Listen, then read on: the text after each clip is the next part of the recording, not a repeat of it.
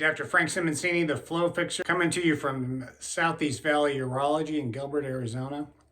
We're going to talk today about something very common in urology. It's in female patients.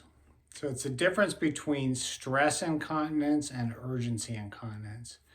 Stress incontinence is when you leak urine, when you cough, laugh, sneeze, you're doing activity. Sometimes it's really bad when you go from a sitting to a standing position and you tend to leak urine. It causes the use of pads and it really interferes with your quality of life. That's different than what we call overactive bladder or urgency incontinence.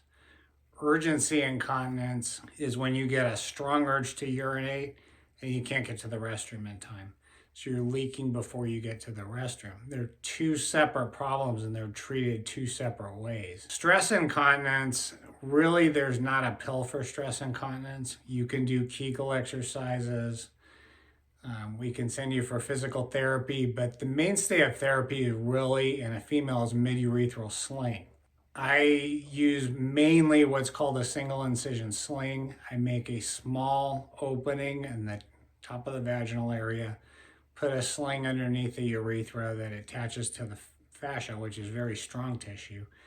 And it basically creates a ligament that holds the urethra in place. So it's strong enough so when you cough, laugh, sneeze, do activities, you're not leaking urine. It has about a 91 to 95% success rate. It's an excellent treatment. Whereas urgency incontinence, when you have to go right away and you can't get to the restroom in time. There can be other associated factors like poor mobility and things like that as well, but for the most part, overactive bladder, about 80% of patients will get somewhat better with medical therapy. We can also inject Botox into the muscles of the back wall of the bladder. That paralyzes those muscles so they're not so active, and it gives you a lot more time to get to the restroom in time. The advantage to Botox is you're not on a pill every day. We do it in the office, generally very light anesthetic. You can drive afterwards. We use nitrous oxide gas. That wears off right away. We inject it into the back wall of the bladder. It takes about 5 minutes, and that's a long estimate. And then it's usually going to last, in 90% of patients, it'll last for 6 months, and you don't have to take a pill every day. A third option is a nerve stimulator. There's different ways to do this, but we put a nerve stimulator on the nerve that goes to the bladder, and that relaxes the bladder muscle, or it regulates the impulses to the bladder.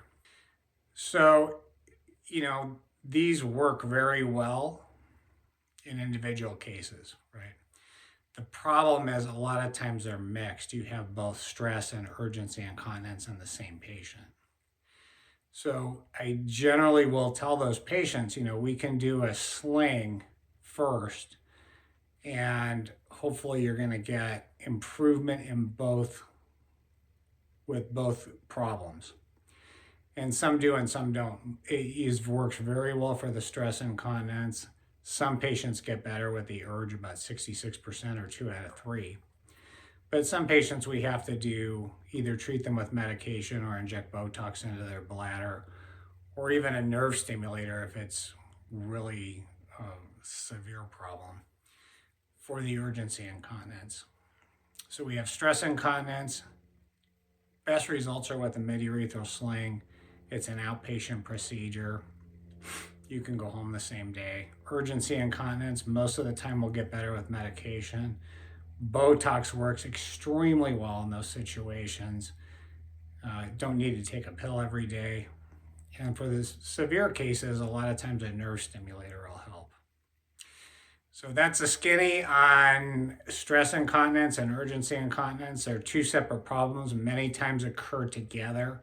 The treatments, unfortunately, are different, and sometimes we need 2 treatments for what seems like one problem. The goal is to get you out of diapers and pads, right? Smash the like button. Come see us at Southeast Valley Urology in Gilbert, Arizona. I'm the Flow Fixer, Dr. Frank Simoncini.